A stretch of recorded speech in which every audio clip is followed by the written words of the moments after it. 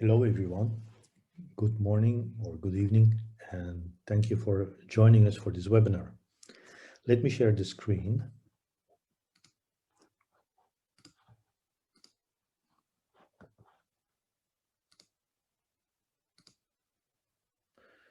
So I will talk about digital technologies and how they allow or enable us to make a lot of new business models.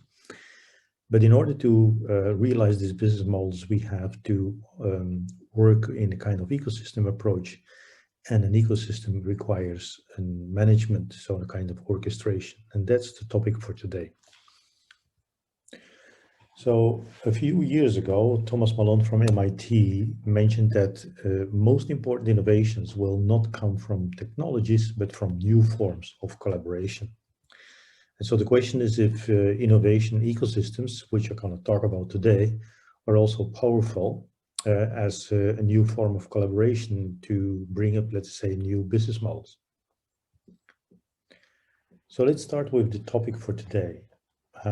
We start with digital technologies, and probably everybody knows augmented reality, virtual reality, data, structured or unstructured, machine vision, AI, IoT, and you can go on with the list. I'm not going to focus on the technologies itself, but in the way they allow us to bring new business models into a particular industry. So we're gonna talk more about business models patterns, and you can find, for instance, business model patterns into a book called Business Model Navigator from Oliver Guessman.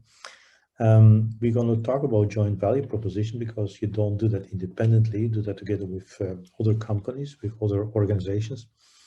And we also see already that there's a lot of new business models developed by startups. There's a lot of experimentation, and you also see already some consolidation moving on because not every idea, not every startup can make it into a full-blown business. The real topic for today is not digital technologies or the business models, but the ecosystem that you need to develop in order to realize these business models. My focal point will be on the ecosystem management, because in order to have these business models working and to make them successful in a particular industry, you're going to have to work together with a number of partners, because you have some adoption problems, you're going to have some co-innovation issues, and if you don't manage the ecosystem, you will not have the digital transformation in, for instance, healthcare or energy or in agriculture. So my main point is that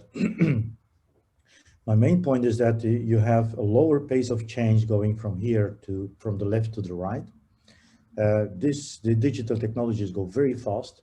New business models are coming in relatively fast, but the innovation management, the ecosystem management is basically going through slow. And so the bottleneck is here on the right, not on the left. So the barriers to change, and that's something I work on in my research, or mainly here in the ecosystem, a little bit here on the new business model, and virtually none over here. The technical barriers are dealt with relatively quickly. We see major improvements in the technology, but we see the biggest problems are right here on the right. And so the problem is that the growing importance for creating a competitive advantage are not the digital technologies, because you can buy them, you can acquire them if you're a bigger company, but the ecosystem management will determine if you are successful or not successful. So it's not a technology issue, it's a management issue. And it's not on the company level, it's on the ecosystem level. So what I'll do in my research is I identify barriers to change, mainly on the ecosystem level, and I will focus on the developing an effective ecosystem strategy, although this is something I'm still working on. So what is now an innovation ecosystem? Let's take the first definition here from Altner, and you see the literature is quite recent. It's an alignment structure of, and I'm sorry for reading one line here, the alignment structure of a multilateral set of partners that need to interact in order for a focal value proposition to materialize. Now, what is important here is to realize that several companies, several organizations have to work together to create a new value proposition for a particular customer. Can be a hospital, can be clinicians, can be, let's say, primary care, can be farmers. So, but you have a focal value proposition, and you have to work together. You cannot do it. You cannot do it on your own. Even big companies cannot do it on their own. They need complementers. They need other partners in the ecosystem to bring that service, to bring that product, to bring that value proposition to the customer. But since all those organizations have different incentives, you have to align the incentives. And that's the major problem, because you cannot have different organizations working together if they have different objectives and if they go in different directions. So you need an ecosystem orchestration. And the question is, how can you do that? Just for your information, there's some literature there. You have the platform revolution of Jeffrey Parker and his co-authors. You have the business and platforms, so the business of platforms. That's a recent book written by Kusumano Gaur and Yofi, and Annabelle Gaur is one of my colleagues in Surrey.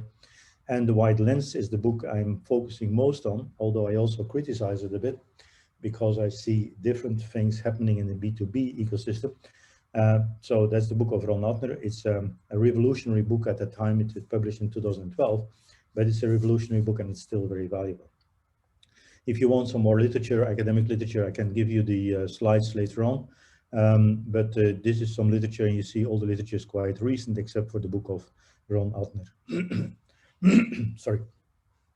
So what are the industries I'm focusing on? Because you also need an empirical research. And so the empirical research is about agriculture, about healthcare, and about energy. And I always focus on the digital transformation there. So it's not all, I don't cover, let's say, all the changes, let's say, in energy or all the changes in agriculture. That will be foolish, but I focus on the digital technologies. So precision agriculture, healthcare, energy, they're very, very important, because you see, and mobility also, you see that they are critical in terms of ecosystems, in terms of digitalization. That becomes really important as a driver for value creation, but also those are industries that are, from a societal point of view, very important, because healthcare becomes critical in terms of costs for the society, but also, let's say, for improvement in health conditions for elderly people and so on. Energy is an issue, right? So, and then digitalization and energy really plays a crucial role. And agriculture is changing dramatically because the benefits, from potential benefits of precision agriculture, so digitally driven agriculture, are huge. What are we talking in practice? Because so far I've been talking quite in abstract terms, and for academics that's fine, but I think a number of people want to know what we are exactly talking about in practice. And I will give you an example of Sarvio. Sarvio is a company which is now owned by BASF, but has been developed a few years ago in 2017 by Bayer. It has been sold to BASF. And so it's doing all the precision agriculture, all the digitalization. You can call it digital farming, right? And so Sarvio is launched by Bayer in 2017. It encompasses all the digital farming solutions, and it has over 250,000 users in more than 60 countries. So it looks like a very promising brand, a very promising idea. But the question is, first I will show you a kind of video where it's an advertisement video. So it's an advertisement, so be careful. It will show all the benefits of digital farming, and it will show you what it can do. But at the same time, try to think about, if you are a farmer, would you go ahead with it? Would you buy it? Would you pull into, let's say, the Sarvio platform? And be critical, right? Because there's a number of things, so all the benefits are there, but at the same time, try to think critical. So I'm going to show you a video of 3 minutes, and then afterwards we come back to see if you're optimistic about this value proposition.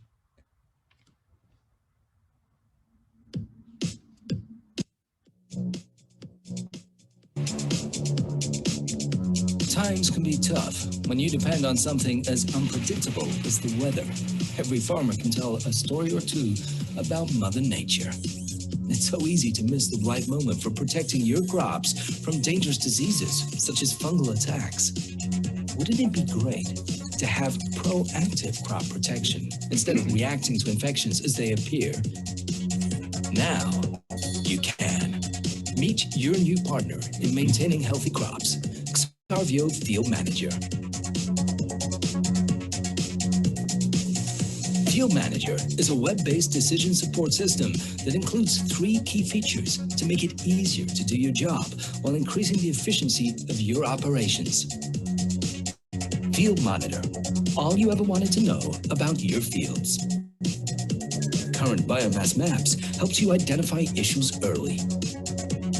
High and low performing field zones based on 15 years of satellite data with Field Power Zone Maps.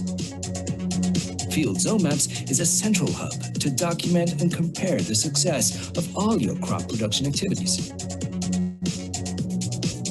Spray Timer processes all available data from your fields and uses tried and tested models to closely monitor the risk of specific diseases. It determines the right time for fungicide applications and gives you notice far enough in advance. The Zone Spray feature accurately determines the right dosage. Frequently updated satellite pictures are processed to derive current vegetation indices for your fields, making it possible to calculate the dosage for each zone individually. As a result, Zone Spray supplies you with field zone-specific maps for T2 applications that are ready to use on your terminal. That's more than just convenient. It also helps you make the most out of every drop of your fungicide. Achieve better treatments for your fields and field zones with Field Manager, the system that boosts efficiency and makes your job easier. All you ever wanted to know about your fields. Spray at the right time, use the right dosage. Because there's no accounting for the weather. Xarvio Field Manager.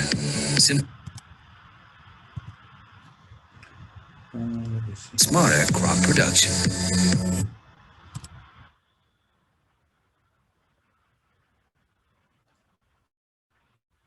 Sorry about that. Something going wrong.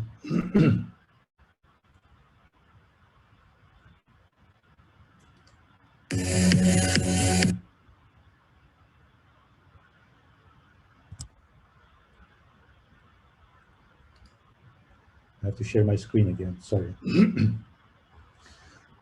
Okay, so let's move to the next slide. Apologies for the technical problem. So if you were a farmer, would you purchase Xarvio? Well, you see all the benefits, and it's an ad, but it shows nicely what precision agriculture could do in crop development. So it shows all the benefits. But if you were the farmer, do you see challenges? Well, let's have a look. The first thing is we didn't see anything about an objective evidence about the crop productivity. Does it increase your crop productivity on average with 10% or 15%? We didn't see anything there yet. So if you're a farmer, you probably want to know for sure if this is going to help you in increasing productivity.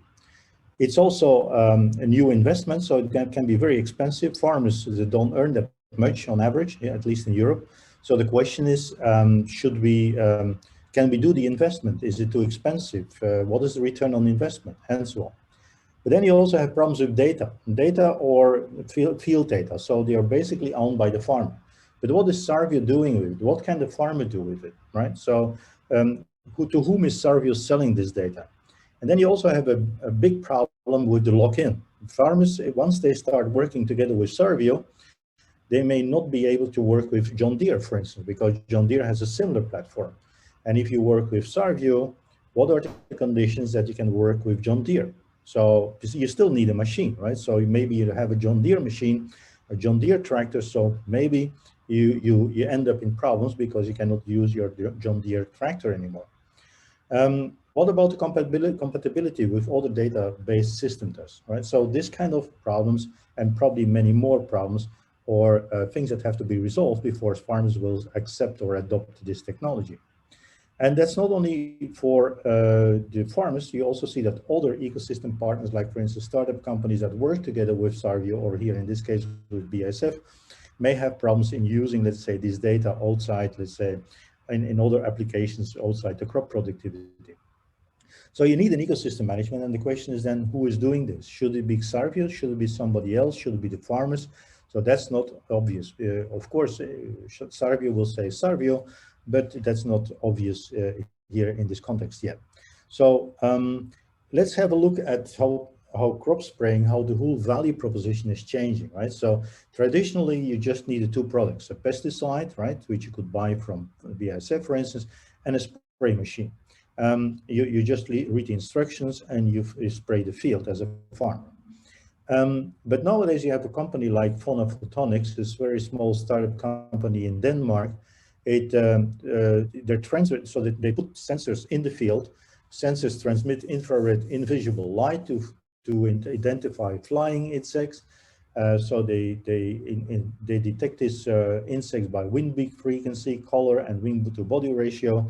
And so the whole process is basically an automated data collection in the field with this kind of photonics. Then machine learning, because you have to make sure that you understand which bugs, which kind of insects are flying there. And then that will give you, so you combine it with data about time and geolocation. And then that allows you to do some precision spraying. Precision spraying, so we'll give you the right spray for the right type of insect on the right spot, right? And it will not spray anymore where there's no insects. So this is the advantage, that you can save a lot, but you also can increase, let's say, the effectiveness of spraying. So how does that change the whole crop spraying thing? Well, you still need pesticide, of course, and you still need a spray machine, although that can maybe later on be changed by drones, but let's assume that you still need a tractor. So the partners are still the same, but now you get a kind of data. Data become very crucial in creating value. So here you have photonics with real-time insect data. You combine it with geo and time data and farm, and so you get basically the necessary farming data on the platform to do the spraying, to do, let's say, precision spraying. But here you see a number of problems. So the yellow arrows show you some problems. So there might be a tension between the startup here and BASF, because Photonics may not be able to use the technology and the data outside the application with BASF, although such a small startup company can use this kind of data to do other applications which may not be competitive compared to what BASF is doing. But the bigger problem is still here with BASF and John Deere, like I mentioned already, because John Deere has a similar platform of data. And so if you still need a machine of John Deere, they may try to bring you into or try to appeal the farmers, let's say, with their platform. And so if the platforms are not compatible, you have a real problem between for the farmers created by BASF on the one hand and John Deere on the other hand.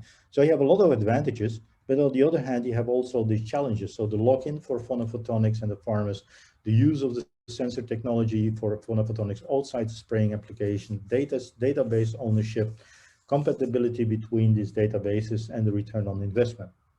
So you think, okay, this is only for agriculture, but yeah, there is also much more. Like, for instance, if we go to Health Suite, and I could take another example, for instance, from IBM Watson Health, but let's take the Health Suite of Philips. It's a beautiful technology, a platform-based technology, where you could eventually bring together data from healthy living, so from your smartwatch or your smartphone, where you could use this data for preventive activities, like, for instance, a heart patient that has to do some exercise in order to make sure that he doesn't get any attacks and so on. You have nowadays data about the diagnosis in the hospitals and treatment in the hospitals, but they are isolated, so they are siloed. Recovery data, outpatient data that are also siloed or not connected yet with the hospital data, and home care for elderly people, so for long-term diseases. Now, all this data are siloed, they are somewhere, right? We have this data, you have your smartphone data, but they are not connected to the hospital. And the hospital data, you probably don't know where they are, how they are, and you don't have access to them through your electronic health record, which is probably not democratized yet. So you see, if we could connect all this data, you would be able to create a lot of value in different ways, because first it could be a cost reduction by saving data only once and not 3 times or 4 times, and not creating them several times unnecessarily. Second, you could prevent a lot of diseases because you could move from sick care to health care and to prevention. You could, for instance, be much more, so if you have smartwatches and so on and let's say wearables, you could, yeah, prevent diseases much like, for instance, heart attacks much more quickly because you have real-time data. And for instance, a lot of problems, a lot of mistakes are human mistakes. So if you could digitalize things, you could reduce, let's say, the number of human mistakes. So there are a lot of ways, right? So, and I just give you a few examples. There are a lot of ways to create a lot of value for on a society level through connecting data. But you will see that there is a huge resistance to do that because hospitals now make money on their data. Google and Apple make money on their data, and so there's a lot of reasons not to connect, right? So there are very good reasons from all these incumbents, if I could say that way, a lot of reasons not to connect, not to do it the right way. Still, from a society point of view, it would be a fantastic thing if we could bring together data and if we could connect data and share this data across the healthcare continuum. So this is really something that we have to try to realize, and what you see, and that's my research topic, both in the agriculture, but also work in energy and in healthcare. You see that the possibilities for creating value on a society level are huge, but we cannot realize them because the system is not accepting it. So the question is now, what are those barriers? How do they establish, why are people resisting, let's say, this kind of change? And on the other hand, how could we eventually overcome it? So first thing you have to understand is that data are the new gold, right, for industry's change. For instance, in agriculture, data you can improve the soil through data, decrease use of pesticides, reduce irrigation waste. You can increase quality improvements in food, but you also can work on traceability, eventually improve fair trade. And if you're interested in that, please Google Bext 360. That's a company who is working on fair trade through digitalization, and it's a fantastic example. But also in healthcare, you see that, for instance, to keep healthcare affordable and to increase efficiency, you have to integrate those data, just like I mentioned in the previous slide. You have less mistakes, more accurate treatments and medicine and medication, because you have the patient history, or you can even link it to DNA and so on in the DNA data. Artificial intelligence systems are nowadays getting more performant and help radiologists, for instance. And you can develop, let's say, through the data, patient-centric system, which allows you to follow up a patient much longer than what you do today, and so increase, let's say, healthcare significantly. In energy, you can go, for instance, for decentralized production with data control that is necessary there. You can balance through data, you can balance the energy grid, which is crucial, let's say, once you work with a decentralized production system. And you can create new services through the data, so you can help customers to save money, but also to optimize their use of energy. So data really become the driver for industry change and for value creation, and that's something we have to understand, even in this, what I would call very regulated and even old-fashioned industries such as agriculture and energy. But here we are talking about digital platforms in a kind of B2B setting, and they play a role which is different than what we have seen in the literature so far. And that's an interesting one. Traditionally, we think that digital platforms was two-sided markets, and we all know Airbnb or Uber or even iOS and so on. So in transactional platforms like Uber and Airbnb and Tinder, you see that the transactions are very simple and very standardized. So it's a car drive, which is the same more or less in the United States or in Europe or in Singapore. Renting a room with Airbnb is the same all over the globe, more or less. And having a date through Tinder is more or less also the same, right? So it's very standardized, it's very simplified, it's also automated. And so that's what we have in our mind when we think about digital data platforms. But here we have something else. This is the B2B platform. And what you see is not two-sided, it's multi-sided. Think about healthcare. In healthcare, you're going to have to bring together wearables apps, providers, so the hospitals, insurers, home care, regulators, public policymakers, and so on. So we are talking about a complex ecosystem of partners with different interests. Second, the transactions you're envisioning are not standardized. On the contrary, there will be personalized services at the outcome. Let's focus again on healthcare, just to give one example.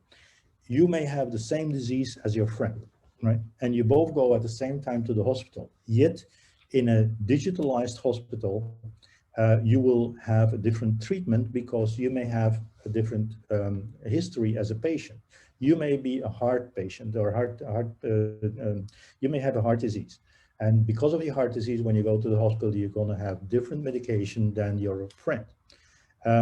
Also, for instance, your DNA may be different, or you may be older, and so because of that, and because of your history, because of prospects and so on, and because of complications, eventually you're going to have a different healthcare. So healthcare becomes very, very personalized. Also, agriculture. In agriculture, you see that nowadays, I'm not kidding, by the way, in the Netherlands, each milking cow gets a specific diet based on the output of the milk, let's say a few days ago. So it's a very personalized approach where you can improve, let us say, milking conditions here in this case for the cows, depending on the health of the cow, the nutrition she needs, and all this kind of stuff. So a personalized approach requires data integration and close collaboration between different players in the ecosystem. That's something which is important in a B2B. So first thing is, what we learned about B2C platforms is not necessarily directly applicable to the B2B here. Second big difference is that traditionally we think that digital platforms can scale very fast because they're asset light. Think about Uber, they have no cars, Airbnb have no rooms, and therefore we think they can scale very fast, which in the last 10 years, very slow. If you want to implement such a thing like Sarvio, you have to convince farmer per farmer. Now that I wish you good luck there, right? So that will take you a lot of time to convince the whole Netherlands or the whole, all the farmers of Belgium to move on with Sarvio. Healthcare, same problem. You have to convince hospital per hospital because it is a complex decision-making process. So it will take years, if not a decade, to convince people to go with you. And it can continue like that. So it's a very slow process. And decision-making is very complex because like a medical doctor can benefit directly from your digital solution, but he is not making the decision about the investment in the hospital. So he still may not be able to have your solution because, or use your solution because the CEO of the hospital may not be willing to do the investment. And regulation can be positive, can be really helping you in accelerating this change. But what we see in most cases, in most countries, at least in Europe, is that regulators are not taking proactive stance. They have no long-term vision. They don't know exactly what digitalization, what the possibilities of the digitalization can be.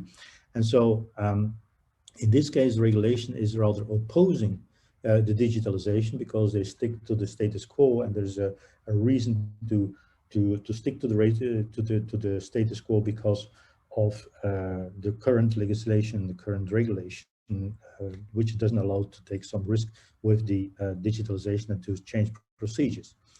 The question is, can we emulate virality? Like virality, you know, it's for Facebook, for instance, can we if once you are a member of Facebook, can you invite other non-members to become a member, right?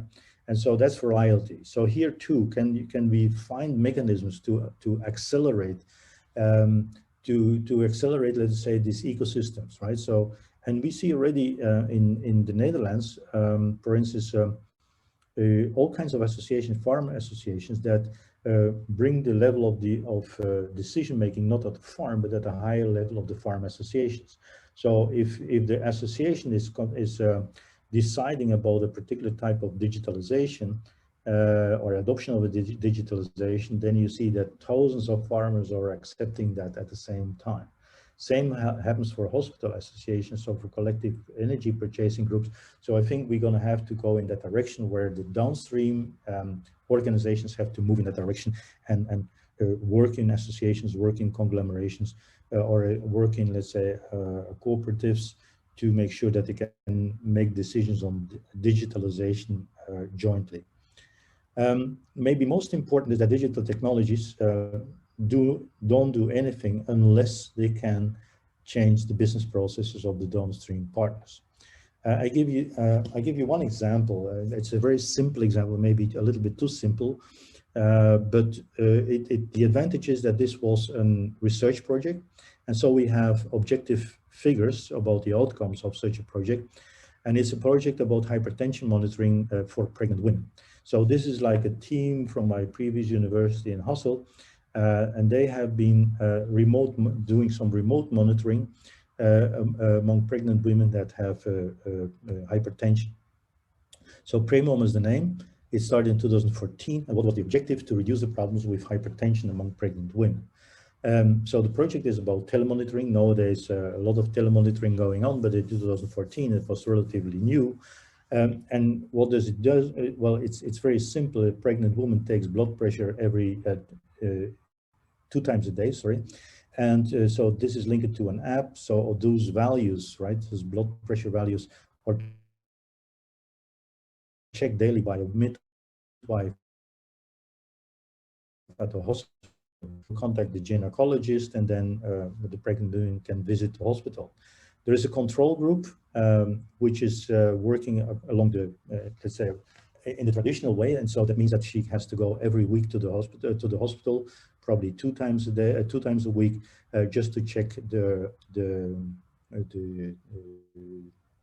blood pressure, right? So just to check the blood pressure and to make sure that she is okay. So the results are phenomenal. The results of this project are great. So there were fewer prenatal admissions at the hospitals. There were less cases of hypertension. So newborns were on average 10 days older at birth, and so less premature babies. Fewer birth inductions, and an average cost reduction for the pregnancies with €2,000 in 2016. So there are a lot of benefits. From society point of view, you should just jump on it. And then you would think, okay, this technology or this digital solution will be rolled out nationwide in Belgium. Well, I can tell you this is not the case. And so we have to look for the resistance. Where is the resistance? So the technology is there. We show black and white what kind of benefits it has for a lot of players and in the system, in the ecosystem, yet we see no adoption, okay? So let's have a look at who benefits and who is not benefiting. Benefits are for the patient because less complications, mother is okay, less risk for the mom. She has more comfort because she can stay at home. The baby is older, and so less birth inductions and so on. So for the patient, there are only benefits. For the government, there are also benefits because there's significant cost reductions. And if you look at long term, there is less healthcare costs afterwards because the baby is healthier and the mom is healthier. So in the long term, you would even have benefit because people are more healthy, and so there are less costs to be involved. But what about the gynecologist? Well, gynecologists lose income through telemonitoring because each time that the pregnant woman is not visiting the gynecologist, she doesn't get any money. And hospital directors really oppose telemonitoring because they want a high occupancy rate on the neonatology department. So that means here we see that 2 times the way you finance doctors and the way you finance hospitals becomes a real barrier because it's volume based, right? Gynecologists are paid per visit and hospitals are paid per bed. So as long as we are financing hospitals and doctors that way, they will resist, let's say, telemonitoring, who is reducing the use of visits, or let's say the number of visits and the use of beds.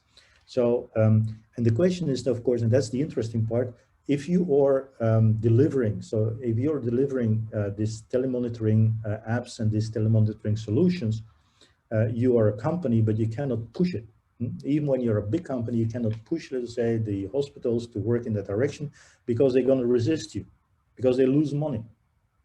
huh? So that's a very simple example. I can give you more complex examples, like for instance, for radiologists, but also with radiologists and artificial intelligence, you see also similar problems, but it's more complex. There are more reasons to resist. And I give you one more example, extending this example of the Premon. So for pregnant women, sorry, with hypertension.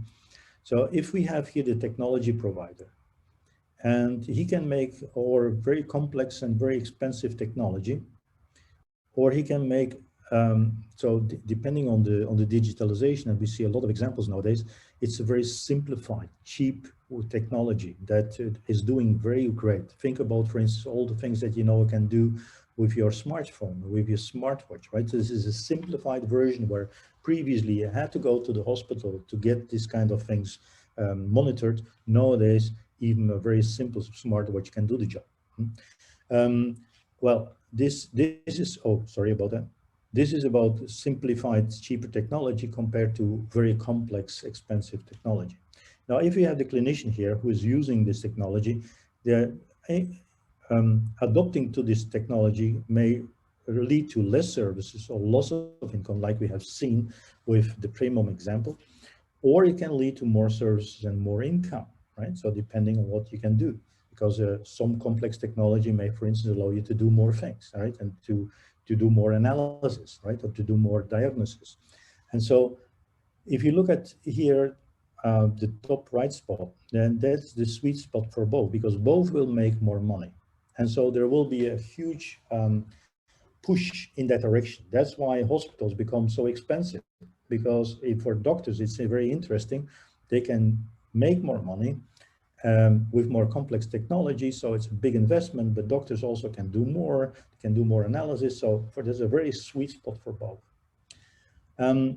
If the digital technology is simplified, but doctors can do more, well, that's interesting for the clinician, but it's not interesting for an incumbent because it can disseminate its revenues. So probably here you will see a startup technology popping up. That's why I think it's very important to look at startups that can give us simplified technology, and still you will see then an easy acceptance among the doctors because they can make money.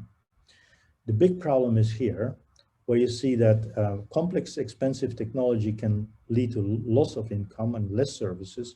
Here you see resistance from the clinicians. Although, for instance, from a CEO point of view, this may be interesting, but you see doctors will resist. And the worst case scenario is here, where you have cheaper technology with loss of income for the clinicians, but yet for the customers, for the patient, it may be interesting because the patient can stay at home, can still monitor his blood pressure or blood glucose level and all this kind of stuff. But the doctors are losing income. And of course, previously you had a lot of technology, complex technology to do that. Nowadays it's done very simply. So why I put this in green and here in red? Well, if you look at it from the point of view of the government or an insurer, a health insurer, this is of course what a health insurer wants. Not wants, sorry, so that's why it's red. So he wants this kind of situation where he can reduce the costs, right? And at the same time, make sure that you win twice, right? Because you need less intervention of clinicians and you have less investment, so the investment is much smaller. And here, this is what we have been doing in the last 3, 4, 5 centuries. We have made very expensive hospitals with a lot of complex technology, which allows doctors to do things that they could not do 10 years or 20 years ago. So it's a sweet spot for doctors and technology providers, but it's not interesting for the government because healthcare becomes so expensive, and so we have to reduce costs.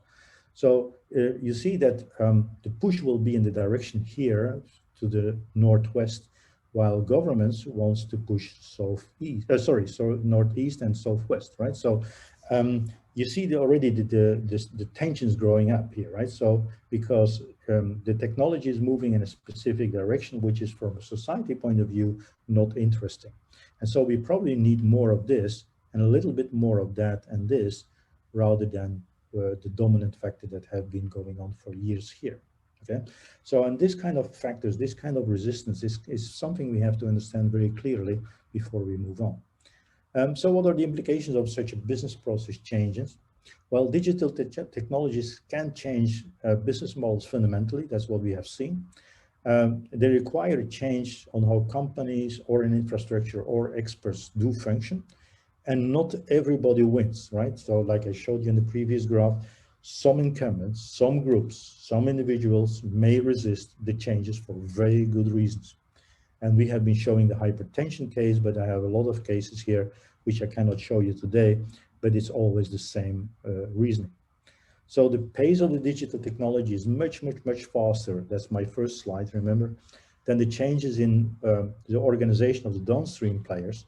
So the barriers are not technical, the barriers are really about our organizational. So it's about how organizations change themselves, how workflows of doctors are changed, and how the institutional context is changing. That will determine how fast healthcare, agriculture, energy, and mobility will change. So how to overcome those hurdles? Well, through ecosystem management. That's the last part I want to show you. And also here, I'm going to deviate, let's say, from the traditional, well, from the recent literature. Traditionally, we have a central organizer, and usually it's a producer of a particular good.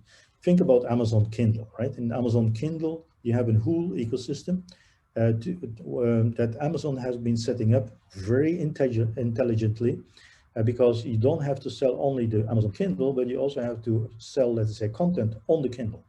And the content is not delivered by you, but by publishers. Publishers that represent authors. And you can already imagine that the publisher was really scared to move from a book to ebooks, because with books, they know how much they're going to earn, and they know how to protect their rights. But with an ebook, that was a new field, that was something unexplored. So how could they ensure that they would earn some money, or a similar amount of money with the regular books, and how could they ensure that they have digital rights? So Amazon has been managing that very, very well.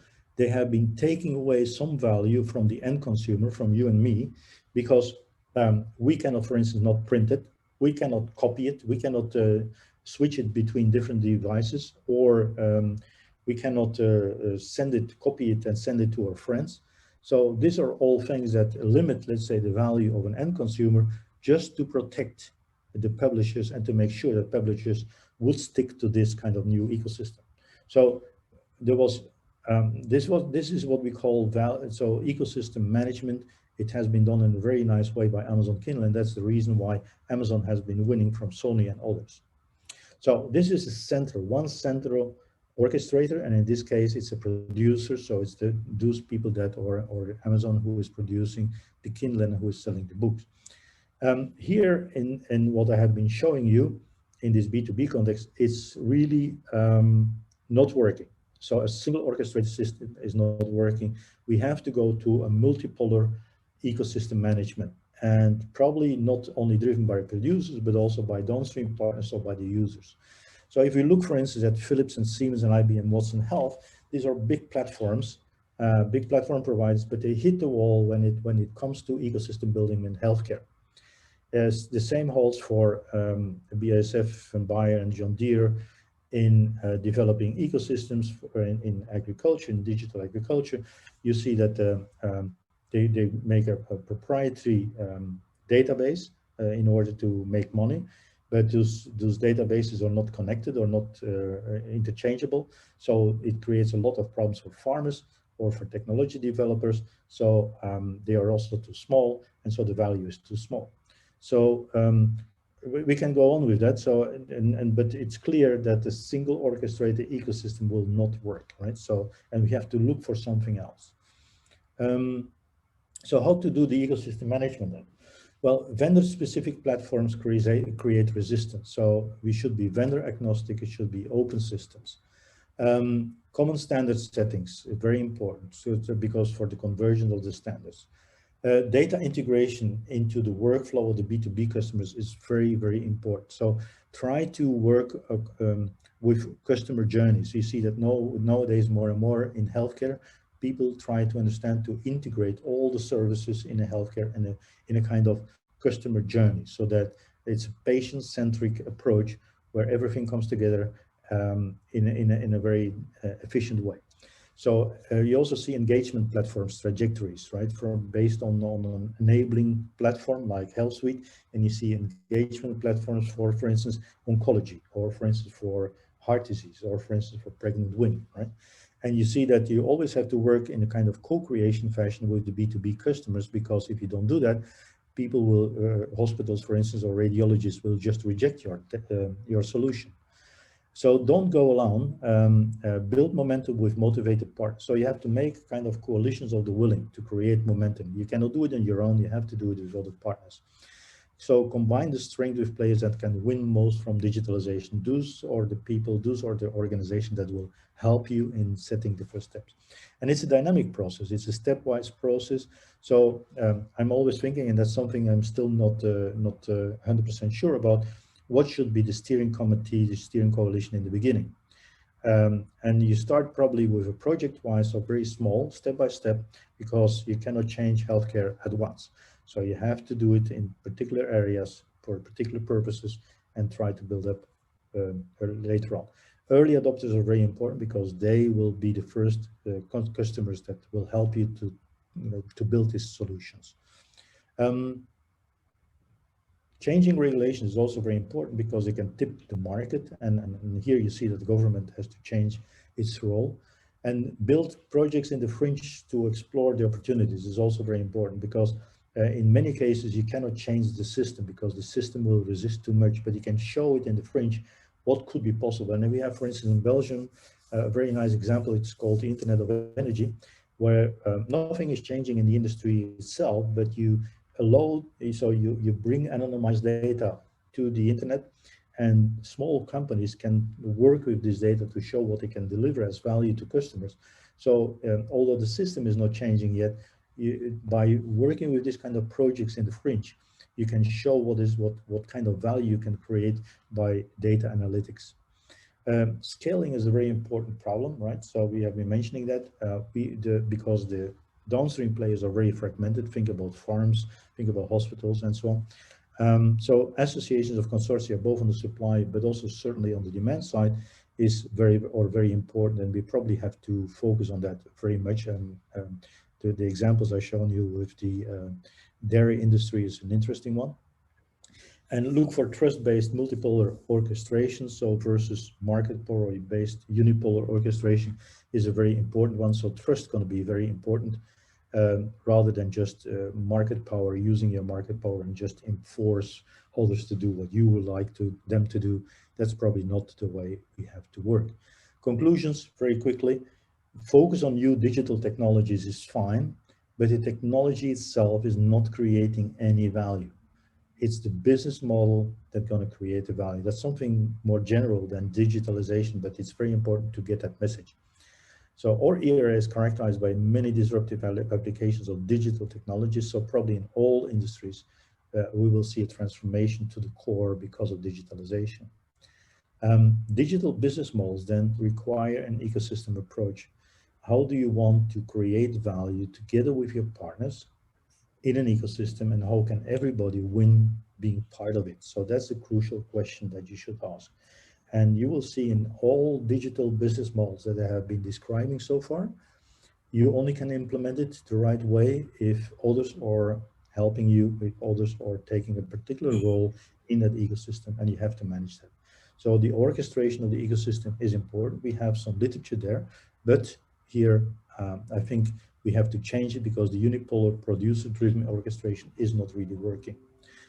We have to identify early adopters, identify resistors, and probably work with a minimum viable ecosystem, because you cannot do everything at the same time, and grow the ecosystem stepwise. The current focus on ecosystem research is on co-innovation and adoption of technology, and that's too narrow, so we have to broaden it. The digital adoption is in most cases also a co-creation process. Remember, like I said, so together with downstream partners. So it's not a producer-driven thing, right? It's really a co-creation thing together with downstream partners, with users. So you need their competences, you need their data. Think about hospitals. You need their use cases, right? Because it's only with use cases that you can develop something tangible with your digital technology. And you need an active engagement of the downstream players. So these early adopters are very important, and it's project-based, otherwise it becomes a time-consuming process. Finally, with the public authorities, they become an important partner, but I see in many cases that they are not ready for it. So first they must understand the ecosystem management, which is something new for most of them. They should be knowledgeable about digital technologies and their disruptive potential in these different industries. They should act proactively in shaping both the financial, regulatory, and the legal context of ecosystems. That's very important because ecosystems will behave in a particular way if you change regulations and if you change the financing. And that's in the hands most of the time of regulators or governments, or at least governments related institutions. You should facilitate digitalization two ways, top down and bottom up. Top down, I think, is about standards, right? Because they are very important, the technical standards to make compatibility possible and to have a stable regulatory setting. You see, for instance, that the drone industry in Europe is growing only when the legislation has, or the rules have been set, right? And then you see that it moves on. That's going to be the same for a lot of digital technologies. So it's not the technology that's going to determine the pace of the applications. No, it's rather the standard setting, right, and the regulatory approach that's going to help us. But also bottom up, it's very important because I see a lot of regional and national incentives which are way too small to scale up. So scaling is a very important thing here. And so it's probably interesting to see how governments can help in scaling up projects to make it work. One beautiful example is joint data in agriculture. That's a Dutch example. You can Google it. Very interesting, but probably too small. So the question is how you can scale it up to European level. And last but not least, digital technologies are generic technologies, so you can learn cross-industry, and that's a very important one. So how do what did I do so far, and how do I move forward with my research? So I have done like 80 interviews. I'm focusing on a few academic articles, but also on a practical guideline or a book for management or policymakers. And I also I've had the tradition of working on some teaching cases. So this is what is going on. Currently, I have these 6 webinars. So one is the next one is on the 10th of June, where I'm just moderating. I'm not talking; they're just moderating. But I have all these interesting interviewees here from these 70, 80 interviews. I have a lot of very interesting people that I want them to talk to, let's say, a broader audience. So 6 webinars, and then after the summer, when we can meet each other face to face again, I will try to set up a close group of 20 organizations, let's say 30, 50 people, for cross-industry learning on digital ecosystem management. So like 2 days every 6 months, face-to-face meetings with very engaged practitioners. So we go in depth there. And I have some experience with an organization on open innovation that works that way.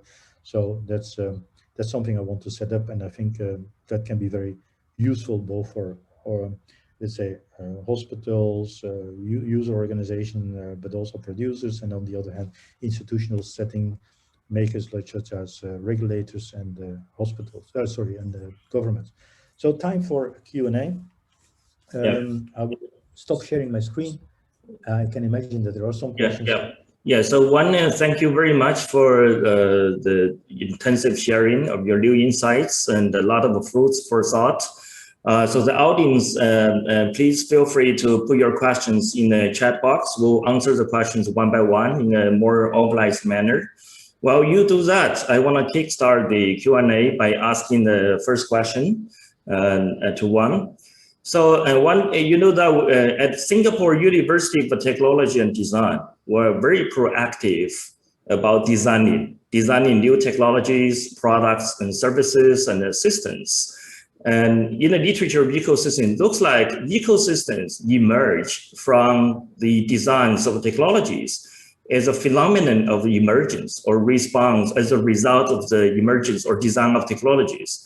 So I just wonder if we can also more proactively design ecosystems even before the technologies are designed, as a way to shape the designs of technologies. If we can actually design ecosystems, and instead of just respond to orchestrate or manage the ecosystems, right? We design it from 0 to 1. And if that's possible, what are the design principles? Or maybe it's not possible. What are your perspectives? Yeah, so this is an interesting question. It's the first time I hear this kind of question, but it's an interesting one. Yes, I think you can do that. You can work on the ecosystem design and see how you eventually could use it, right? So, and then look at the technology itself. That means a very way of working with all the let's say, the main stakeholders. And that's the problem we see, let's say, in Europe at least.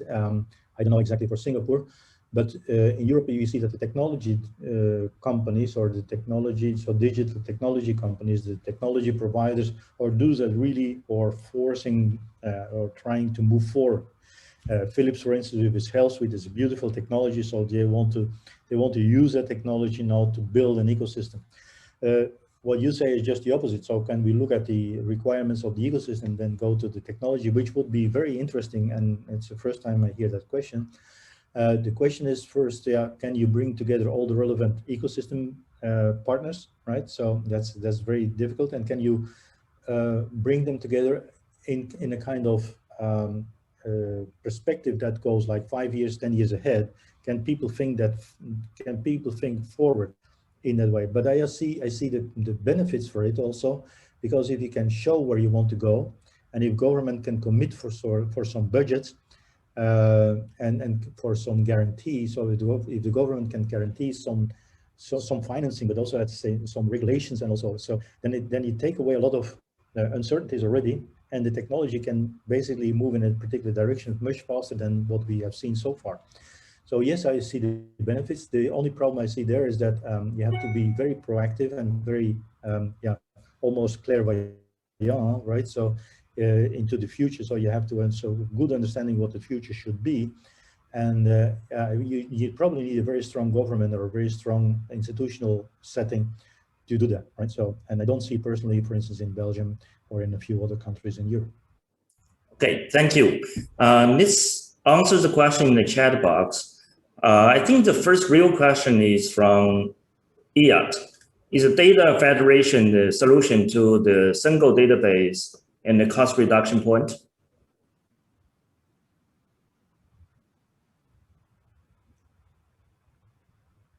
I don't hear you. Oh, can you hear me? I know I can hear you, but I didn't hear your question. So, so I think there are some chats in the room. I didn't hear it. The real question, I think the real first question is about data federation. Is the data federation the solution to single database and the cost reduction point? Yeah, so data federation, that's a general, so that's one of the ways you can think about sharing data, right? So data federation, probably, I don't think we have to go to single databases, right? Because nobody would trust that, even when it would be in the hands of the government. But I think that different systems should be interoperable, so that should be communicated with each other. So we have to work on these standards, and as long as different systems, because there are many different systems in healthcare, for instance, we will not eliminate all that. So it's not, we should not go to one system, but we should go to a kind of open standards, right, where you can share different data across different databases. And I think this is more, so this federation, as a data federation, is indeed a very interesting approach. The question is who should be in power, and then, like for instance in healthcare, but also in farming, finally it's the customer who should be in power. The question is, how do you enable them, how do you empower them to do so? And that's still, I think we still have to go a long way. I have been, so a few of my webinars are going that direction. So, and some speakers there are digging into these legal issues and these solutions, also the design of the solution. But yes, I think it should not be a single database, but we should make sure that databases become compatible based on standards that work in a decent way. there is no way to, so the consequence is that there is no way to, or there shouldn't, what you see is that companies now try to make money based on their database. So they want to capture the database, and based on the database, based on data ownership, they create value. And so I think this is, yeah, that's a kind of business model that has to change. I think we should create value by data sharing and by opening up the data and create complete different value creation systems. Okay, I think the second question is relevant but different. So the question is from Ignace. Is the main obstacle people and organizations inertia, fear of losing control, power, revenue, and how to manage those inertia? Yeah, the part of the inertia comes of the fact that people are scared of losing control, right? So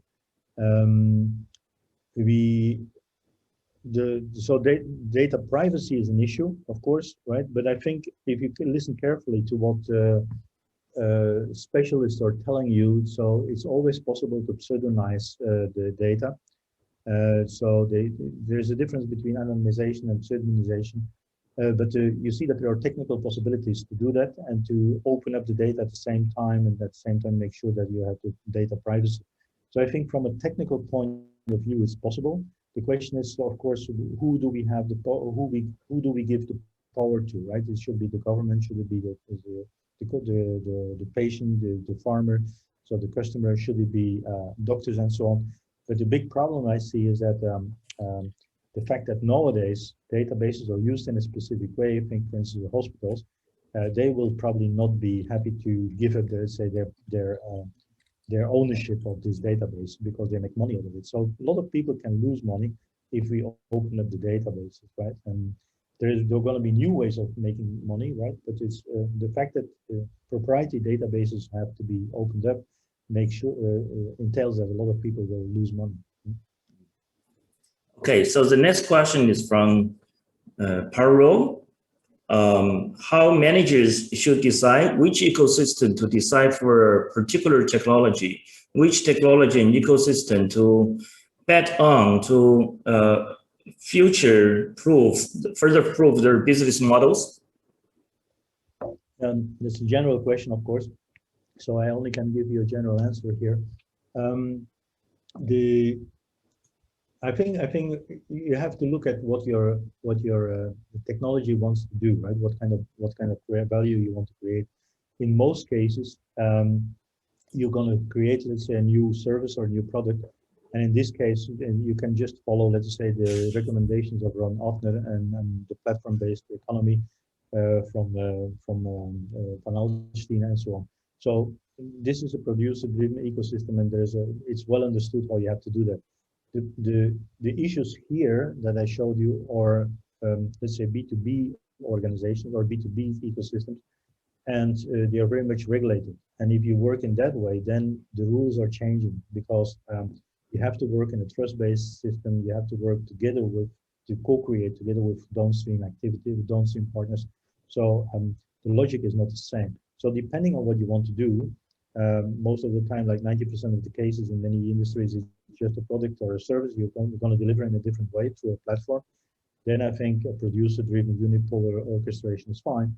If not, you have to go to a multipolar, trust-based ecosystem management. So that's a general answer. I'm just sorry, because the question was also very general. Okay. Here's another question. Could you share some cross-industry best practices in ecosystem building? Yeah, but that's my point, right? So I of course I will not repeat here, let's say, best practices, because that would take another half day. But what you see is, for instance, like in banking, right? So you can learn. So first thing is you can learn cross-industry because the problems are similar. I don't say the same, but they are very similar. So we can learn from financing, right? So in finance, you have this fintech. They have been changing. That has been changing the industry quite dramatically. And you see that a number of things have been done by the government also, right? By the regulators too. And our fintech only works, right? So the new fintech only works, the new transformation only works when the government was taking a number of actions in Europe, for instance, right? So That's something we can learn. And yes, you can learn across industries, but keep in mind that business models are not all the same. That's also what I want to say. You have some very product-oriented ones, right? For instance, like ebook thing, that's a product-oriented thing, and that's of course not the same as, for instance, changing healthcare or changing agriculture, right? So depending on what you want to do with an ecosystem, is it B2B or B2C? That's a big difference, right? And yeah, you cannot generalize all the things, but you see the same problems popping up in mainly the co-innovation issue and also the adoption issue, right? And so managing it, it can be done in different ways, but the orchestration of an ecosystem is always necessary. That's obvious. Okay, how do you see competition between ecosystems? Oh yeah, that's a very nice one. Well, first, keep in mind, competition is always there, right? So previously it was competition between firms or competition between similar organizations like different hospitals. Nowadays, you will see that you're gonna work together in an ecosystem or in a platform-based ecosystem, digital platform system. But those platforms are competing with each other too, and so it's a cooperative.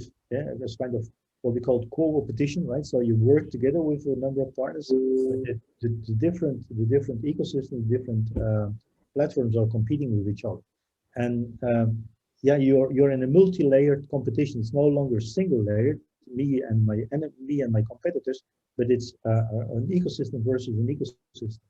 And that is something that most companies still have to understand. So being part of an ecosystem may deliver more value to you than being a part of an ecosystem, being part of another ecosystem. So choosing your ecosystem is very, very important. Choosing iOS compared to Android is also a choice you have to make. And in most cases, well, here in this case, app makers can do both. But in many cases, the hospital can only be part of one ecosystem, not of two ecosystems. See? And so you're going to have to choose. It's a very important decision to make.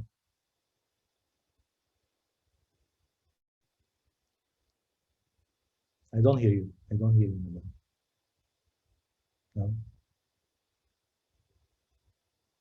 No. So the next question is very different. The question is about whether you can share more literature about ecosystem research from Camila. You know what I'm gonna do? I'm gonna send my presentation to you, right? And there's one slide there with the literature, but there's a booming literature on ecosystem, so which is relatively easy to find. But yeah, I can share that. That's of course I can share it. I will share my presentation to you, and then I see a number of requests here in the chat to have the video, to have the PowerPoint. Okay, thank you. One, it seems there's no more new question in the chat, but there's a new one from Emma. Oh, by the way, okay. So, is the goal of ecosystem management for the focal firm to gain their sustainable competitive advantages at the ecosystem level? Sorry, I didn't get that. Sorry. So the question is the goal of ecosystem management for the focal firm to gain competitive advantage at the ecosystem level? Yes, but you have to keep in mind that that's a very interesting question. Yes, you want to get competitive advantage, right? Like a Philips, for instance, with Health Suite, right? Or for instance, Starview, right, with digital thing, you want to get competitive advantage. But the value you create, you cannot do it on your own. You need a lot of partners, and you need, let's say, the collaboration, or let's say the acceptance by the users, right? Here in this case, the farmers, or let's say the hospitals. And so the competitive advantage is not only determined by what you do internally, but also what is done through other partners in the ecosystem. So what is the consequence? The consequence is that besides your internal management of your company and your own value proposition you have with your product, you have to manage the ecosystem to deliver a full service to, let's say, the customer. And so nowadays, that means that from a strategic point of view, you don't have only internal strategic management, but also external strategic management of your ecosystem. Okay. Okay. Thank you. What is the role of corporate venture capital in building ecosystems? Okay. Very good. Since you need a lot of technology, um, and probably technology you never have seen before because you're moving in digitalization may not be your core business, you're going to have to work with corporate venturing or with similar activities to tap into startup companies, right? Startup companies can deliver you the technology that you need. Be careful there because the question is, of course, why do you use the technology of a startup, and is the startup really willing to work with you, right? So make sure if you work together with startup companies that you create a trust-based relationship, so that you can get most of the creativity of the startup, while you build, let's say, also a solution for yourself, a digital solution for yourself. So it's really important to manage, and that's also new for many companies, to work in a trustful way with startup companies, because startup companies have different incentives, different time horizons. They burn cash, right? So they always need money. They cannot wait 6 months for a decision, right? So the time horizon is quite different. So be careful if you work with them, because managing, so you need them, but at the same time you can the relationship can get let's say, and then can be tensions on the relationship, just because you're not aware of the fact that a startup is managed in a different way, that they have a different time horizon, that they need to, the decision making is much faster, and also make sure you're organized in a way that you can deal with them in a very interesting way. Okay. Okay, so the next question is how to decide which ecosystems to focus on. For example, agriculture versus healthcare. Sorry, I didn't get that. So how can one decide which ecosystem to focus on? There are different ecosystems: agriculture, manufacturing, and healthcare, right? And so which one to focus on?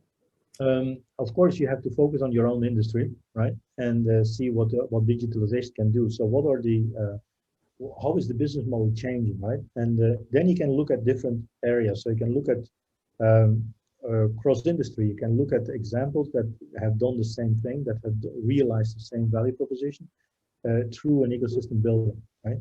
The only thing I showed you today is regulated B2B ecosystems, right? Which are different, a little bit different than what we have seen with Vanhaverbeke and so on. And yeah, you have to take care if it's regulated and you work, let's say, in a co-creation process with your customers, then you can learn from agriculture or from healthcare or from energy. It doesn't matter that much which industry you learn from.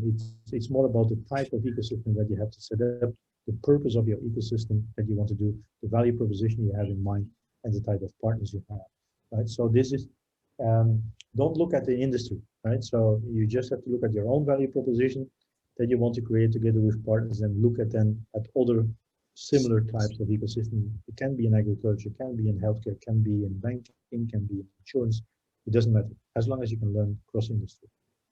Okay, so for let's take one last question, because there are more questions coming. For the sake of time, let's just take one more. Okay. So what should be the role of big players in orchestrating the ecosystem? For IBM's food trust, blockchain-based ecosystem solution, oftentimes it's perceived negatively, and it is exploiting the ecosystem may have negative consequences. Yeah, so first thing is that sometimes small companies, so let me first introduce this. So small companies can orchestrate an ecosystem. I give you the example of Sky Energy, so Sky NRG, which is a very small firm organizing sustainable jet fuel in, let's say, the aviation industry. As it shows that a small firm can do it, right? So that's one thing. Second thing is, if you have a big player and orchestrating, let's say, this ecosystem, they do have a lot of benefits or a lot of assets, because they have the money, they have the time, they have the infrastructure, the competences sometimes, right? So they move up. But you're right. So they should be the natural players, right, to move on with that. But at the same time, you see a lot of problems with incumbents. So industrial incumbents like GM and others, they have to switch from one business model to another business model. And so if you look, for instance, at Philips, they go to HaaS, so in healthcare as a service.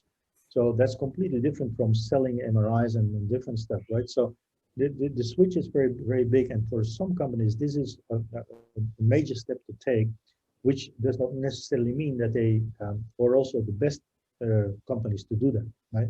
So if you look then, for instance, at the digital giants like Microsoft and Google and Amazon, yeah, they have a different DNA.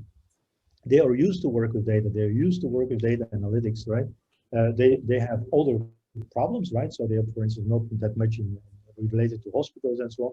But it's pretty sure that Google and Amazon and so on will come to healthcare, will come to agriculture. Microsoft also will come to agriculture to create value there. So you have to make a distinction between the digital giants, which have a different DNA, and let's say the industrial incumbents.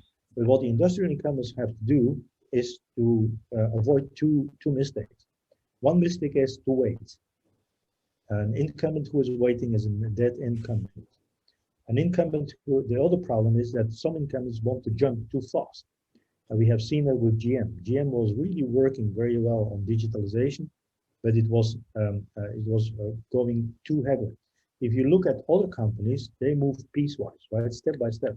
And a nice company is a German company called Glockner.